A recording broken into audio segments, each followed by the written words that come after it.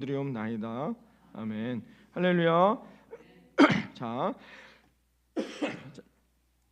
사랑하는 여러분, 오늘은 이제 지난주까지 이제 성령님이 어디에 계시다고요? 내 안에 계시다는 것을 우리가 말씀을 통해서 살펴봤습니다. 그러면 오늘 이 시간에는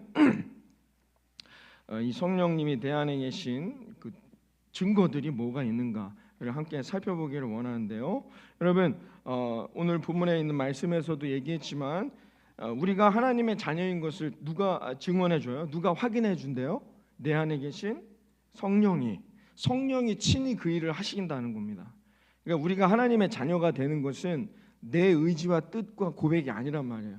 이 하나님의 뜻으로 이루어지는, 내 안에 계신 성령이 그렇게 인도하신다는 겁니다. 이것만으로도 이게 내 안에 성령님이 함께 하시는 증거는 확인이 되는 거죠. 여러분은 하나님이 나를 구원하시고 내가 하나님의 자녀임을 믿으십니까? 전규진 고사님만 이렇게 아멘을 하시는 거예요. 아멘을 하시는 거예요. 하나님이 함께 하시고, 여러분 아멘을 크게 하면 전규진 고사님 같이 되는 거예요. 예? 잘 모르시는 분들도 계시겠지만 예전에 암을 수술 받으시고 지금 몇 년 되셨죠? 예? 10년이 지났습니다. 그럼 거의 회복됐다고 보는 거죠. 왜 그럴까요? 아멘을 크게 하시는 거예요. 에이, 목사님 그게 말이 될까요? 그건 모르죠. 하나님만 아시는 거죠. 그러니까 여러분, 이게 아멘도 누가 크게 할 수 있느냐? 내가 성령이 나와 함께 충만한 은혜가 있으면 그렇게 되는 거죠. 그러니까 제가 뭐 아멘을 크게 하라 말아 한다 한들 제 말을 듣겠습니까, 여러분이? 근데 내 안에 하나님의 충만하시고 성령이 내 안에 가득하면 뭐예요? 그렇게 되는 거죠. 제가 늘 말씀드려요. 우리 안에는 내 생각이 있어요. 배고프면 먹어야잖아요. 졸리면 자야 되잖아요. 졸린데도 하나님의 은혜와 영광을 위해 안 잔다. 병납니다. 졸리면 자고. 이건 다 내 생각이잖아요. 근데 누구를 때리고 싶어요. 누굴 막 죽이고 싶어요. 막 화가 나요. 막 미워요. 막 사람이 미워지거나 뭐 또 뭐가 있을까? 이런 건 뭐예요? 이건 사탄이 주는 생각이죠. 그렇죠? 인간의 생각이 아니란 말이죠. 그렇죠? 그다음에 뭐예요? 성령이 아멘 하고 싶고, 오늘 찬양, 목사님 오늘 찬양을 잘 못하시고 성령이 오셨네, 은혜 받고, 이게 뭐예요? 다 성령이 내 안에서 주시는 생각이란 말이에요. 우리 안에는 이 세 가지 생각이 계속 어떻게 해요? 같이 하는 거예요. 그러니까 성령의 충만함이란 뭐냐? 뭐 제가 이렇게 예를 들지만 내 마음을 100이라고 봤을 때 성령의 충만함은 성령의 생각이 90% 이상, 90개 이상, 여러분이 이해하기 쉽게 설명해 드리는 거예요. 그럼 뭐예요? 그게 성령의 충만함이에요. 근데 어떻게 해요? 성령이 내 안에 계신 게, 성령이 없는 게 아니에요. 사탄의 생각이 70% 이상이고 성령의 생각은 0.5%, 나머지는 내 생각. 이런 사람은 뭐예요? 세상에 있는 사람들인 거죠. 전혀 몰라요. 알 수가 없어요. 하나님의 은혜를, 하나님의 구원의 계획을, 하나님의 뜻을, 하나님의 계획을, 여호와 이레 예비하신 하나님의 은혜를 알 수가 없다는 거죠. 여러분, 이번 11월 한 달도 모든 순간순간마다가 하나님의 손길로 여러분이 놀라운 인도함을 얻는 우리 모든 성도님들이 되시기를 바라겠습니다. 누구만 깨달을 수 있느냐? 내 안에 성령이 함께 하시는 자만이 깨달을 수 있는 거예요. 우리가 흔히 이렇게 말하죠. 우리가 제일 신앙생활의 첫 질문이 뭐예요? 여러분, 예수님 영접하셨습니까? 이 영접했다는 게 뭐예요? 이게 무슨 말인지 잘 이해가 안 될 수도 있어요. 예수님이 내 안에 함께 하신다는 얘기예요. 그러니까 여러분들이 예수님을 우리 이런 질문 많이 듣지 않습니까? 예수님을 영접하셨습니까? 라는 뜻은 뭐라고요? 내 안에 예수님이 함께 하신다는 겁니다. 그래서 그런데 많은 사람들이 우리 지지난주에 살펴봤지만 잘 모르고 신앙생활을 해요. 난 아직 내 안에 예수님이 안 계신 것 같은데, 이렇게 고민하고 갈등하면서 살아간다는 것입니다. 그러니까는 실수하고 넘어져. 이게 안타까운 거예요. 차라리 아예 내 안에 예수님이 계시든 말든 아무 상관없이 살아가는 세상 사람들이면 덜 억울하죠. 근데 우리는 예배도 드리고 주일 예배도 드리고 기도도 하고 예수님 말씀대로 아멘도 하고 그렇게 하는데도 실수하거나 넘어진단 말이에요. 염려하고 근심하고 불안해하면서 살아가요. 왜 그래요? 왜 그런다고요? 내 안에 예수님이 계신지 안 계신지를 잘 모르고 살아간단 말이에요. 그러니까 이게 더 억울하죠. 차라리 아예 관심이 없으면 상관없는데 우린 예수님을 따라간다, 그리스도인이다라고 말하고는 내 안에 계신가 안 계신가 잘 모르겠는데 고민하고 산단 말입니다. 그렇기 때문에 여러분, 많은 그리스도인들이 이 성령이 어떻게요? 부활하신 예수님이 어디에 안에 계세요? 성령으로 오늘 우리 안에 계시단 말이야. 이걸 여러분 잘 깨닫고 살아갈 수 있는 저와 여러분이 되기를 바라겠습니다. 이게 중요합니다. 이걸 알고 신앙생활을 하느냐 모르고 신앙생활을 하느냐가 상당히 내 인생의 놀라운 결과물이 달라져요. 그것을 이제 우리가 알 수 있는데, 여러분 뭐 사회적으로 많은 이슈가 되고 있는 이 소위 그 모조품을 만드는데 기가 막히다고 합니다. 명품을 똑같이 만든대요. 이게 웬만하면은 이 눈으로는 구분하기가 어려울 정도. 여러분 요새 명품 많이들 저기 하지 않습니까? 저는 조금 이해는 안 되지만 어찌 됐건 간에, 그런데 그 명품을 아주 똑같이 만들어내는 이 모조품, 소위 짝퉁 브랜드, 이것 때문에 아주 골치 아파 한다는 것이죠. 그래서 어떻게 하느냐, 이 세계적인 이 명품 브랜드들이 자기들이 만든 그 명품에다가 자신들 이 회사의 고유 이니셜을 새겨 놓습니다. 보이는 데다 할까요? 아니죠. 그러면 다 그 나쁜 사람들이 다 알죠. 그럼 여기다가 우리도 만들어 놓으면 되네. 그래서 어떻게 해요? 이게 진짜인지 아닌지를 전문가한테 갔을 때 명품들은 그 안에 숨겨져 있어요. 그 이니셜이. 그래서 그걸 확인하면 이거는 명품이다. 왜냐하면 너무나도 똑같이 만든다는 거예요. 요새는 진짜 사람은 대단한 것 같아요. 그렇기 때문에 그 이니셜들을 새겨 놓아서 그걸로 이게 진짜인지 가짜인지를 구분한다는 거예요. 여러분, 우리가 다 마지막 죽어서 어디 앞에 가요? 하나님 앞에 간단 말이에요. 이 사람이 진짜 그리스도인이었는지 가짜 그리스도인이었는지는 언제 판정이 나요? 하나님 앞에 갔을 때. 그 안에 이니셜이 새겨져 있냔 말이에요. 이거 엄청 중요하겠죠? 이 이니셜이 뭐예요? 성령이 내 안에 함께 하시냐. 여러분, 성령과 함께 동행하시기를 바랍니다. 겉으로는 몰라요. 목사님은 저도 모르는 거잖아요. 여러분은 어떻게 해요? 나만 알죠. 나만. 내가 지금 성령의 인도함을 따라 사는지 아는지는 나만 아는 거잖아요. 그래서 겉으로 드러나는 걸로는 알 수가 없어요. 그러니까 언제? 그때 가서 확인된단 말입니다. 그러니까 여러분, 우리가 어떻게 해요? 이걸 잘 알아야 돼요. 하나님이 이 세상을 만드실 때 우리도 얼마나, 여러분, 명품 중에 명품이 누구예요? 여러분이세요. 야, 인간의 몸은 진짜 그렇지 않습니까? 대단하지 않습니까? 이거 어떻게 이렇게 움직입니까, 여러분? 로봇을 만드는데 가장 만들기 어려운 부분이 어디라고 하는지 아세요? 제가 새벽에 말씀드렸지만 손이래요. 이 인간의 손을 표현하기가 어려워. 다른 거 뭐 이런 거야 뭐 만들어낼 수 있는데, 로봇을 요새 막 로봇이 많이 나왔잖아요. 이걸 손을 만들어내요. 손을 볼 때마다 내가 명품임을 깨달아야 한다는 거예요. 하나님이 만드셨다면, 누가 인간을 만들었어요? 하나님이 만드신 거죠. 하나님이 이렇게 만들어 놓으셨는데, 하나님이 인간을 딱 만드시고 얼마나 좋으셨겠어요. 야, 진짜 내가 생각해도 최고다. 최고의 작품이다. 이 여러 가지를 만드셨지만 이 땅에. 그래서 하나님이 인간에게 이니셜을 박아 놓으셨단 말이에요. 그 이니셜을 새겨 놓았는데 그게 뭐다? 그게 성령님이라는 거야. 그래서 인간은 누구나, 인간이 만들어졌잖아요. 인간이라는 존재는 태어날 때부터 누구나 어떻게 해요? 성령이 이니셜이 박혀 있어요. 여러분 잘 하셔야 됩니다. 우리가 성령 받아라, 성령이 함께해야 된다 하니까 성령님이 없다가 생겨난다고 생각해요. 그렇지 않아요. 누구나 지금도 예수 믿지 않는 사람들, 교회 나오지 하나님을 모르는 사람들 안에도 다 성령님이 계세요. 중요한 것은 그걸 깨닫고 사느냐, 그 사람은 그리스도인. 그걸 깨닫지 못하고 살아가느냐, 그럼 그 사람은 비그리스도인들이 되는 거예요. 이게 중요합니다. 왜? 하나님이 인간을 만드실 때 이미 하나님의 이니셜을 다 새겨 놓으셨단 말입니다. 그래서 제 얘기가 아니고 성경에 나와요. 창세기 1장 1절과 2절에 보면은 이렇게 말씀하십니다. 함께 읽어봅니다. 창세기 1장 1절부터 2절 말씀. 태초에 하나님이 천지를 창조하시니라. 땅이 혼돈하고 공허하며 흑암이 깊음 위에 있고 하나님의 영은 수면 위에 운행하시니라. 아멘.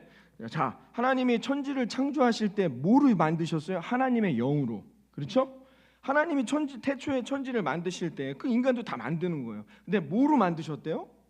지팡이로? 삽으로? 하나님이 뭐로 만드십니까? 하나님의 영이라고 표현되어 있단 말이에요.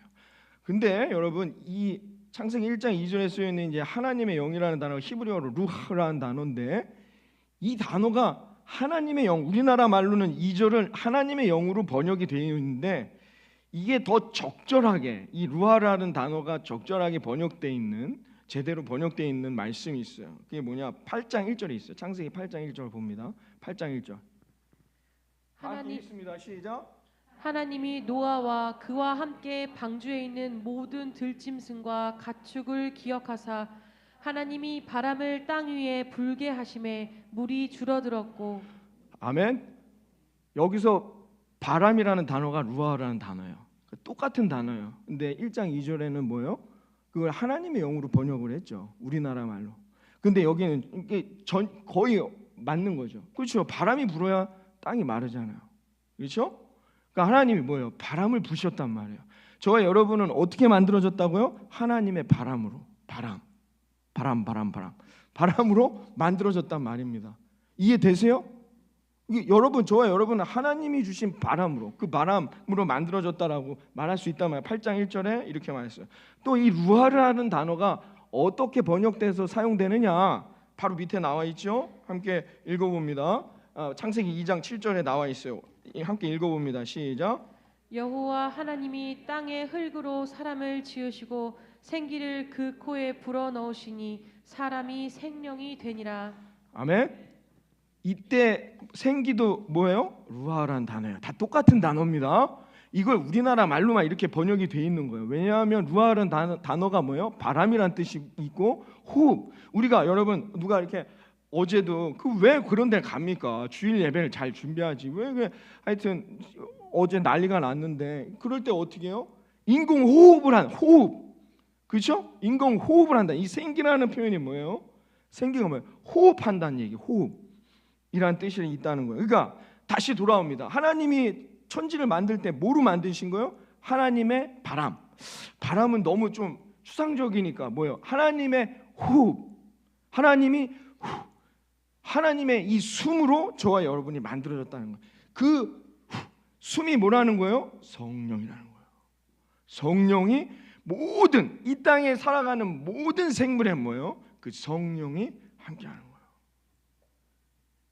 그것을 성경이 우리에게 말해주는 거죠. 그래서 저와 여러분도 뭐예요? 이미 성령이 내 안에, 하나님이 딱 만드신 다음에 이니셜을 박으셨단 말이에요. 그 호흡, 바람, 생기로 말미암아 박으셨단 말이죠. 그것이 깨닫고 사느냐 못 깨닫고 사느냐는 것이죠. 그러므로 구원을 얻었다는 거, 예수를 영접했다는 거, 주님이 내 안에 계시다라고 한다는 거, 그렇게 고백하는 신앙의 사람들은 다 뭐예요?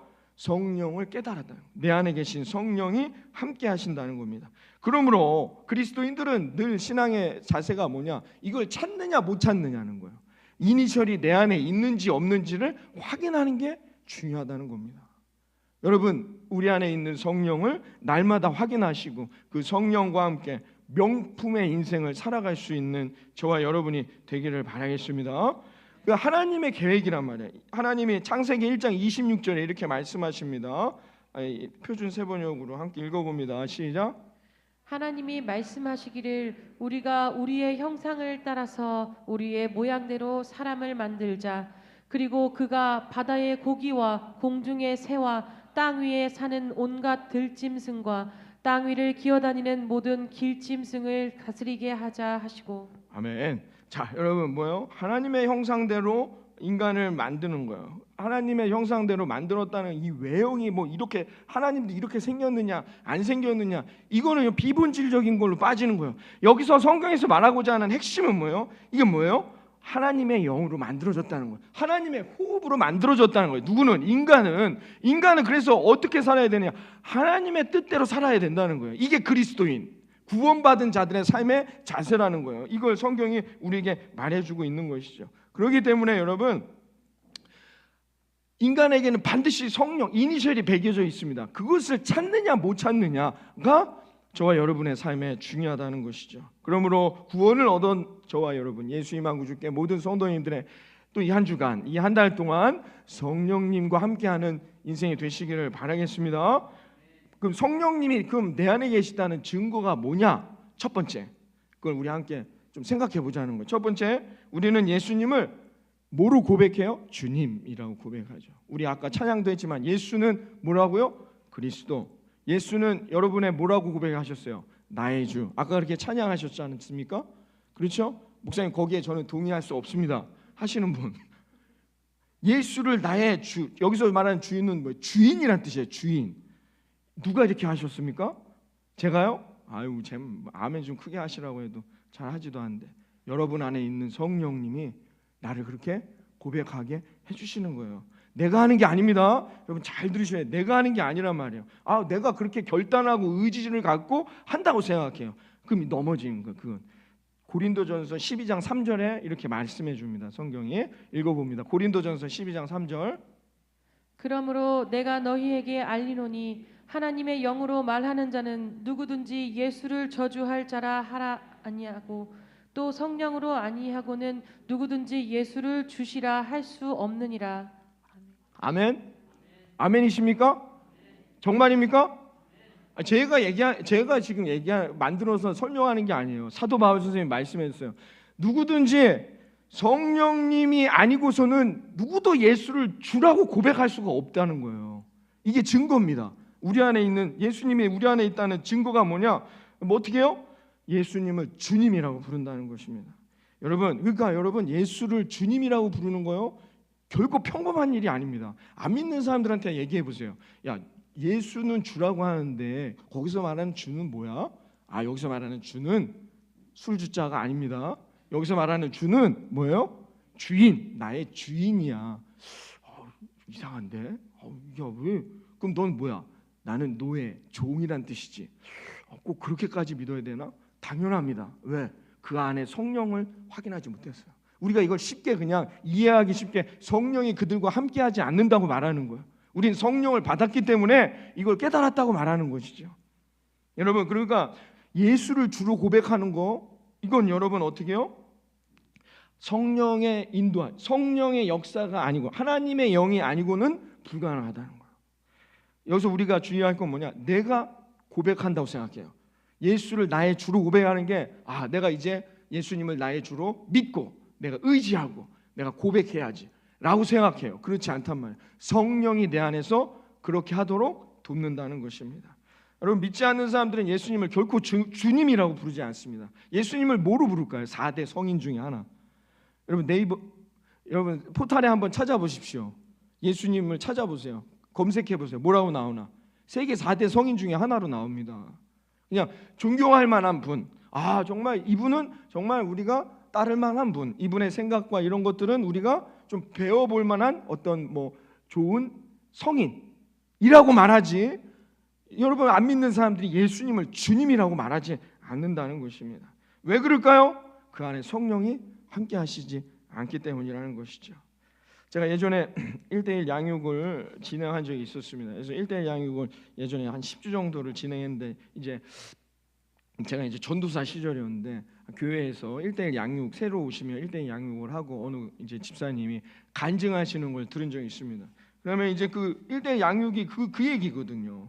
어떤 거냐? 예수님이 나를 위해 십자가에 죽으시고 내 죄 사함 받았음을 믿으십니까? 이런 내용들이 주를 이루죠. 그래서 용서 받았음을 또 믿느냐?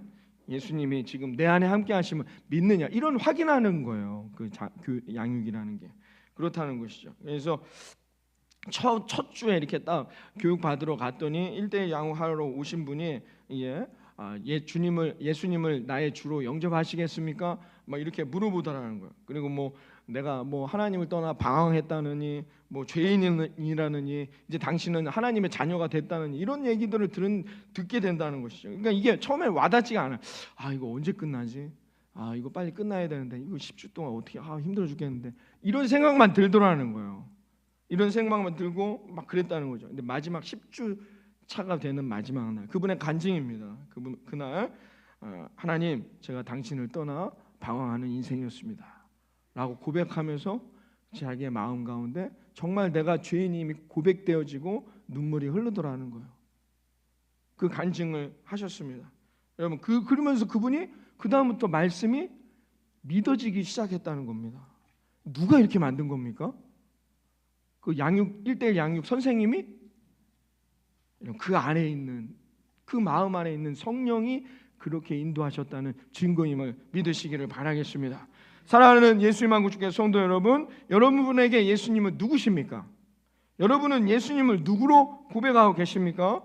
만약에 여러분이 언제 어디서든지 어떤 상황에 있던지 간에 예수를 나의 주라고 고백할 수만 있다면 여러분은 성령이 여러분 안에 함께 하심을 믿으시기를 바라겠습니다. 두 번째는 뭐냐? 두 번째 증거, 주님 성령님이 내 안에 계시다는 증거는 뭐냐? 하나님을 우리는 아버지라고 부른다는 겁니다. 제가 지난주에도 잠깐 말씀을 드렸지만 이 제 얘기가 아니에요. 로마서 8장 15절에서 16절에 나와 있습니다. 함께 읽어봅니다. 로마서 8장 15절에 16절. 너희는 다시 무서워하는 종의 영을 받지 아니하고 양자의 영을 받았으므로 우리가 아빠 아버지라고 부르짖느니라. 성령이 친히 우리의 영과 더불어 우리가 하나님의 자녀인 것을 증언하시나니. 아멘. 자, 오늘 있는 본문의 말씀 중에 말씀인데요. 성령이 친히 그것을 증거해 주셨어요. 증언해 주셨단 말입니다. 뭐를요?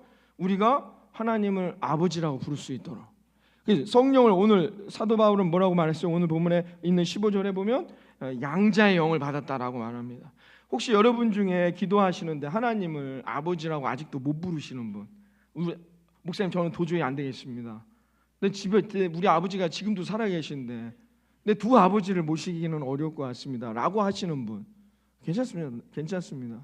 제가 지난주에도 말씀드렸지만 제가 친구들을 전도하려고 했는데 한 친구가 그것 때문에 못 나오는데 야, 속으로는 그게 말이 될까 했는데 정말 심각하게 받아들이더라고요. 그때 제가 깨달았어요.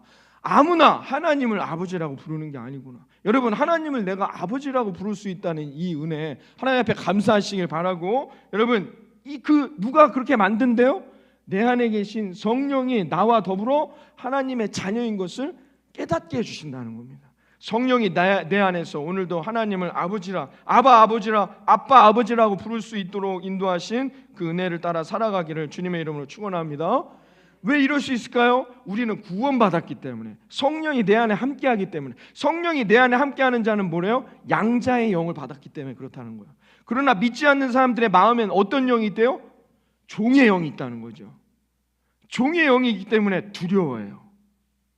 그러면서 이렇게 말합니다. 교회 가자. 야, 교회 가면 뭐하니? 교회 가면 그 죄 짓고 있는 사람들, 난 차라리 밖에서 안 믿고 죄 짓는 게 낫다는 거예요. 무서워해요. 죄 짓는 거에 대해서. 그러면서 그렇게 비판합니다. 교회 다니는 사람들도 죄 짓는데, 실수하는데 교회 다니고 구원받으면 전혀 죄 짓지 않는다고 생각해요. 왜 그래요? 아직도 종의 영을 갖고 있기 때문에 그렇단 말이에요. 종은 뭐예요? 두려워요. 두렵고 힘들고 어려운 거란 말입니다. 여러분, 야고보서 2장 19절에 이런 말씀이 있습니다. 야고보서 2장 19절 다 같이 한번 읽어봅니다. 시작. 내가 하나님은 한 분이신 줄을 믿느냐? 잘하는도다. 귀신들도 믿고 떠느니라. 아멘. 아멘. 귀신도 하나님을 안다니까요. 여러분, 귀신도 여러분 다 믿어요. 하나님이 누구신지 다 안단 말입니다. 그런데 귀신은 그 하나님 앞에 섰을 때 어떻게 해요? 아빠 아버지라고 부를 수가 없단 말이에요. 귀신은 뭐래요? 떨어요. 그렇죠. 하나님을 알면 어떻게 해요? 믿고 떤단 말입니다. 왜? 저주받으니까, 징계받으니까, 심판받으니까 떤단 말이에요. 안 믿는 사람들은 그와 같다는 거예요. 여러분, 종의 영을 갖고 있다는 것이죠. 그래서 여전히 두려워해요. 내가 이 죄의 문제로 구원받지 못할까 봐. 하나님의 은혜, 아버지의 영, 양자의 영은 경험이 안 돼요. 안 믿는 사람들. 왜요? 그 안에 사탄이 이렇게 역사하기 때문에요. 그렇단 말입니다. 자꾸 우리를 종의 영으로 올가매려고 한단 말입니다. 그렇기 때문에 우리를 어떻게 해요? 두렵게 해요. 그냥 내가 봐도 교회 나가는 사람들도 죄 많이 짓는데. 여러분, 그런 말 하시는 분들 많잖아요. 차라리 내가 교회 안 나가. 교회를 비판할 때 맞는 말입니다. 우린 다 실수하고 넘어질 수 있어요. 그것 때문에 여러분 교회 나오시는 겁니까? 그 죄 짓는 사람들 누가 죄 짓는지 확인하려고 교회 나오는 겁니까? 내가 만난 그 예수 그리스도, 나를 주로 내가 주로 영접하고 나를 존귀한 하나님의 명품으로 만들어 주신 하나님의 은혜 때문에 기뻐서 예배드리는 것이지, 우리가 누가 이거 잘못해, 왜 그럴까요? 성령이 그 안에 없단 말입니다. 교회가 왜 무너지고 망가지고 갈등하고 넘어지느냐? 이 말씀을 전하지 않는 거예요. 어떤 말씀을? 성령이 오늘도 여러분과 함께 하시기를 바라겠습니다. 그러니까는 종의 영에 매여서 저주받고 근심하고 염려하고 불안해하고 그 감사와 기쁨과 하나님을 향한 찬양과 은혜는 없어요. 왜 그러냐? 성령이 내 안에 있음을 확신하지 못한다는 거예요. 그래서 넘어지는 거예요. 그렇기 때문에 여러분 이걸 벗어내야 된단 말이에요. 사탄이 주는 생각을 여러분 자꾸 벗어내야 돼요. 잘라내야 된단 말입니다. 이 분별력이 가져야 우리가 어떻게 해요? 그리스도인으로 승리할 수 있다는 겁니다. 그러면서 여러분, 그러나 우리가 유의할 게 하나 있습니다. 뭐냐? 이 아버지를 습관적으로 할 수 있단 말입니다. 습관적으로. 그런 아버지는 아니란 말이에요. 사도 바울이 말한 하나님을 아빠, 아버지라고 부른다는 건 그만큼 내가 하나님과 친밀하게, 하나님과 더 가까이 나아가는 그 관계를 말하는 것이지, 이 아무나 아버지라고 한다고 해서 습관적으로 하는 아버지 말고, 막 기도하는데 뭐라고 그래요? 하나님 아버지, 아버지, 아버지, 아버지, 아버지, 아버지, 아버지 하는데 내가 지금 우리 아버지를 위해 기도하나? 나중에 이 아버지가 옆집 아버지인지 뭐 윗집 아버지인지도 모르게 그렇게 하지 말란 말이에요. 그런 습관적인 고백이 아니라 우리가 어떻게 해요? 이 주술 외우듯이 하나님 아버지, 아버지, 아버지, 아버지 이러지 마시란 말이에요. 정말 하나님은 나의 아버지, 나는 하나님의 자녀. 이 관계를 날마다 고백하며 믿음 가운데 나가란 얘기를 하는 것입니다. 이것만 우리가 잘 유의할 수만 있다면 여러분 오늘도 우리 사랑하는 예수님 한국주교회 성도님들의 삶 가운데 성령의 충만함 속에 날마다 나의 아버지 되시는 하나님과 이 친밀함으로 승리하고 하나님의 은혜를 누리며 살아갈 수 있는 그런 저와 여러분이 되어질 것을 믿습니다. 세 번째는 뭐냐?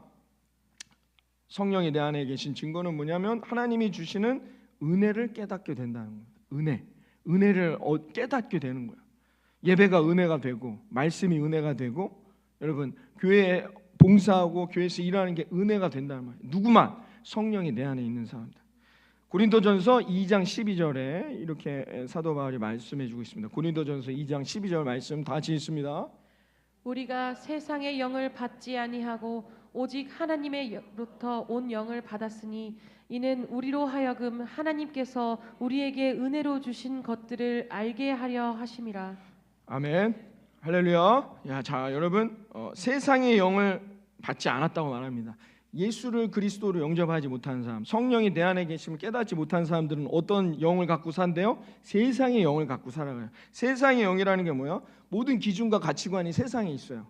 누가 이렇게 하니까 나도 이렇게 하고, 그렇죠? 세상이 원하는 대로 살아간단 말입니다. 세상이 이렇게 가니까 나도 이렇게 가고, 그렇게 간다는 것이죠. 여러분 그게 뭐예요? 세상의 영을 갖고 살아간다. 그러니까 기쁨과 행복도 어디서 찾아요? 그 기준에서 찾아요. 누가 이렇게 되면 우리도 이렇게 되고, 이렇게 되면 이렇게 되고, 거기서 기쁨과 행복을 찾는단 말입니다. 이게 뭐예요? 세상의 영을 갖고 살아간다라는 뜻이에요. 그러나 예수님을 믿는 사람은 다르다는 거예요. 성령의 인도함을 따라 살아가는 사람, 성령이 함께하는 사람들은 뭐래요? 하나님으로부터 오는 영을 갖고 살아간다고 사도 바울이 말해줬어요. 하나님으로부터 온 영을 받았다라는 거예요. 하나님으로부터 온 영을 받은 사람은 어떤 사람이냐? 사도 바울이 오늘 고린도 교회 얘기할 때 뭐예요? 은혜로 주신 것들은 안다는 거예요. 그 사람이 뭐예요? 성령의 인도, 하나님의 영으로 살아가는 사람이다라는 겁니다. 여러분 오늘 예배를 드리는데 오늘도 예배가 너무 길어.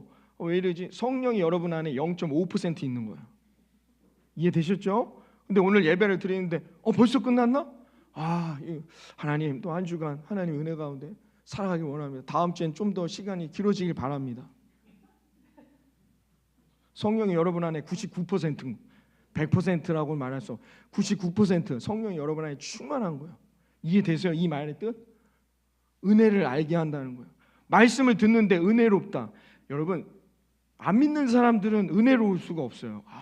저 교회는 너무 안 되겠어. 이거 너무 길어. 이렇게 말한다는 말입니다. 불신자들, 안 믿는 사람들은 당연하죠. 왜? 성령이 내 안에 있음을 깨달은 적이 없기 때문에 그렇단 말입니다.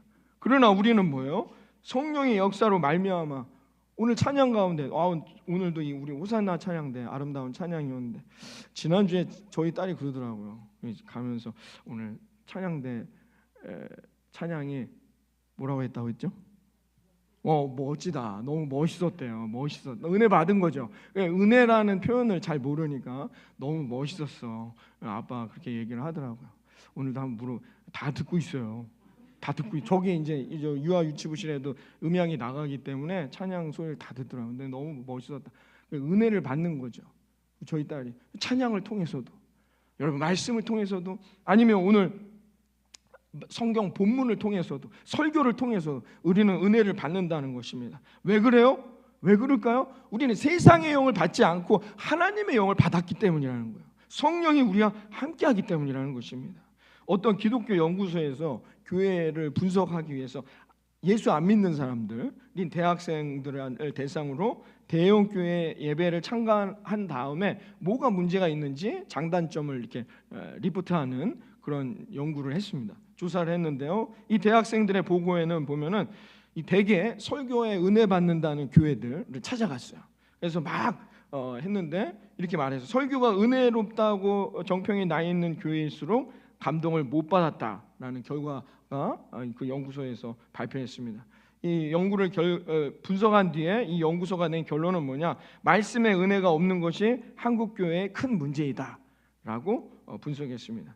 여러분 믿지 않는 젊은이들을 통해서 한국 교회의 문제점들을 이렇게 평가해 보는 것 의미가 될 수는 있지만, 그러나 그들이 은혜 받지 못했다고 해서 한국 교회 강단에 은혜가 없다고 평가하는 것은 이 넌센스인 것입니다. 왜냐하면 그들은 은혜를 깨닫게 하시는 성령이 그 안에 없기 때문이라는 것이죠. 성령을 모시고 살지 않는 사람이 말씀 설교를 통해 은혜 받기가 어렵다는 것입니다. 성령님은 하나님의 은혜라고 깨닫지 못하던 많은 것들이 하나님의 은혜임을 깨닫게 해주시는 나의 인도자 되심을 믿으시기를 바랍니다. 가족의 문제, 아니면 교회의 문제들, 여러분 평소에 여러분 건강의 문제, 아니면 직장 생활에서의 문제든 여러 가지 문제들, 그 모든 것들이 어떻게 해요? 감사할 수 있게 된다는 거예요. 누가? 성령이 내 안에 함께하는 사람이에요. 심지어는 여러분 내게 지금 있는 고난도, 심지어는 지금 내게 있는 이 장애도 하나님 앞에 감사할 수 있게 됨을 믿으시기를 바라겠습니다. 왜냐? 성령이 내 안에 함께하기 때문이라는 것입니다. 누가 그렇게 만드는 겁니까? 옆에 있는 분이, 아니면 목사님이? 아니란 말입니다. 내 안에 계신 성령이 모든 것에 감사할 수 있게 만들어 준다는 것입니다. 어느 목사님이 이제 큰 사고가 나셔서 교회 성도님 신방을 갔어요. 얼마나 마음이 낙심돼요. 팔다리가 다 잘려 나갔어요. 이 몸통만 남아 있는 분 상태에 있는데 병원에 신방을 가야 했습니다. 무슨 말을 전해야 될까? 그렇지 않습니까? 그래서 이렇게 병원에 들어갔는데 이분이 그냥 찬양을 하고 계신 거예요. 막 은혜롭게 막 찬양을 하고 계셨어요. 그래서 목사님이, 아니 집사님 이런 상황인데도 어떻게 이렇게 힘차게 은혜를 하고 계십니까? 라고 했더니 이분이 이렇게 말씀했대요. 목사님 제가 비록 팔다리가 잘리고 이렇게 어려운 상황에 있지만 내 눈이 성경을 읽을 수 있고 내 입술이 하나님을 찬양할 수 있습니다. 이것만으로도 내가 얼마나 감사할 수 있겠습니까? 라고 이야기했다는 겁니다. 그 큰 은혜를 받았어요. 어떻게 이렇게 고백할 수 있을까요? 그 마음 안에 성령이 함께해야만이 가능할 수 있다는 것입니다. 여러분 성령님이 내 안에 함께 하시는 인생은 날마다 그의 인생에 기쁨과 은혜가 넘쳐나게 될 것을 믿습니다. 감사가 날마다 고백되어질 것을 믿습니다. 왜냐하면 성령님이 내 안에 함께 하시기 때문입니다.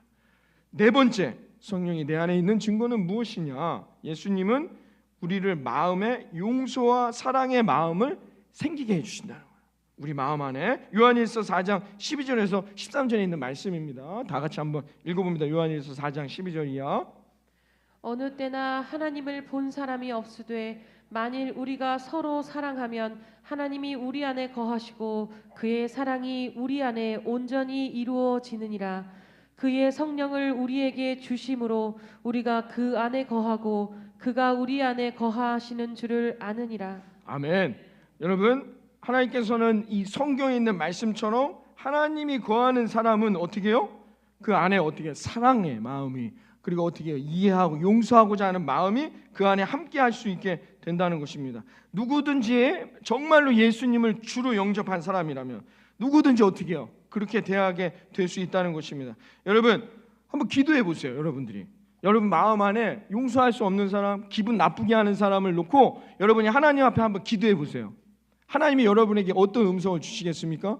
학수야, 알았어, 내가 그 사람 마음을 바꿔줄게, 그의 생각을 바꿔서 그렇게 얘기해 줄게 라고 하실까요? 아닙니다. 여러분 하나님 앞에 기도해 보세요. 용서하라, 네가 더 사랑하라, 이렇게 말씀하실 거라는 겁니다. 그렇죠? 목사님, 저한테는 기도할 때마다 하나님이 그렇게 말씀하시지 않던데요. 그건 사탄의 생각입니다. 성경은 그렇게 말한 적이 없어요. 여러분이 하나님 앞에 기도해 보세요. 그런 관계의 문제로 인해서 염려와 근심이 막 쌓일 때 여러분 기도해 보세요. 그건 뭐예요? 용서하라. 너가 용서하라. 어떻게 해요? 너가 사랑하라는 것입니다. 왜 그럴까요? 왜 그런 생각이 들어오게 됩니까? 성령이 하시는 거예요. 성령이 내 안에 있기 때문에 그래서 우리가 사랑할 수 있고, 그래서 어떻게 해요? 용서할 수 있게 된다는 것입니다. 여러분 이것을 우리가 알게 되어야 한다는 것이죠. 여러분 만약에 여러분들이 용서하라, 만약에 여러분이 막 기도하는데, 그래 알았어, 내가 너한테, 학수야 내가 너한테 육체적 힘을 줄 테니까 가서 싸워라, 그렇게 말씀하시는 하나님이 있다. 이거 빨리 저에게 와서 점검하셔야. 그 사탄의 생각이란 말입니다. 여러분 안에 있으면 어떻게 해요? 그래 네 말이 맞아, 네 생각이 다 맞아, 내가 걔를 심판해 줄게. 하나님 이렇게 말씀하실까요? 아니요. 하나님 그렇게 말씀하니, 그럼 만약에 하나님이 저에게 이런 말씀을 주셨습니다. 그건 하나님의 말씀이 아니에요. 여러분 안에 있는 사탄의 생각이에요. 하나님 그런 하나님이 아니시다는 말이죠. 하나님은 반드시 어떻게 해요? 네가 먼저 용서해라, 네가 먼저 사랑해라 라고 말씀하시지, 뭐 어떻게 바꾸는 말씀이 없어요. 왜 그래요? 내가 사랑이 많아서? 내가 용서할 수 있는 삶의 이 마음의 그릇이 넓어서? 아니란 말이에요. 성령이 내 안에 함께 하시기 때문이라는 겁니다. 여러분들이 그러니까 이런 말씀들을 통해서 깨달으시면 됩니다. 그러면 성령이 함께 하실 수 있다는 거예요. 어느 이제 집사님이 처음에 이제 교회를 나가셨대요. 교회를 나가서 이렇게 이제 신앙생활을 하려고 했는데, 그날 말씀이 뭐냐? 용서에 대한 말씀이었어요. 목사님이 용서하십시오. 오늘도 돌아가셔서 관계에 있어서 풀어야 할 것들을 푸시고, 가족과 친지, 형제 자매들, 뭐 직장에 있는 분들하고 용서하시고 그 관계를 푸십시오, 이렇게 말씀을 하는데, 그 마음에 어떤 마음이 드느냐? 시어머니를 용서해야 되겠다, 용서하라는 마음이 자꾸 드는 거예요. 그래서 교회를 안 나가셨대요. 용서할까 봐. 그래가지고 교회를 한참 안 나는데 그게 마음에 걸리는 거예요. 그래서 절대로, 너무 깊은 상처를 받다 보니까 신혼 초에 결혼하고 나서, 그렇죠 여러분, 새로운 과정과 새로운 환경에 적응한다는 게, 그러니까 이런 관계가 상당히 중요하단 말이죠. 어제 결혼식 했는데 어찌됐건 기도해야 된다는 겁니다. 그러니까 그런 관계가 잘 이루어지도록 했는데 이 마음에 그게 풀리지가 않는 거예요.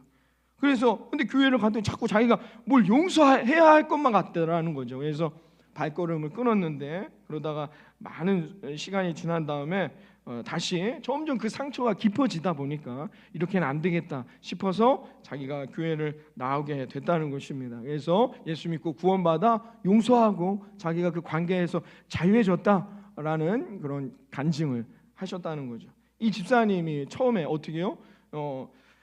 교회에 처음에 발을 들인 건 맞지만 교회에 오자마자 어떻게 해요? 정확하게 성령의 역사를 경험한 거죠. 성령이 내 안에 계신 뜨거운 역사를 첫날부터 아주 정확하게 경험한 것이다라는 겁니다. 왜요? 오자마자 하나님의 은혜를 깨닫게 됐다는 것입니다. 사랑하는 여러분 중에 아직도 용서의 마음, 아니면은 이해하고 사랑할 수 있는 마음이 안 드는 대상이 있습니까?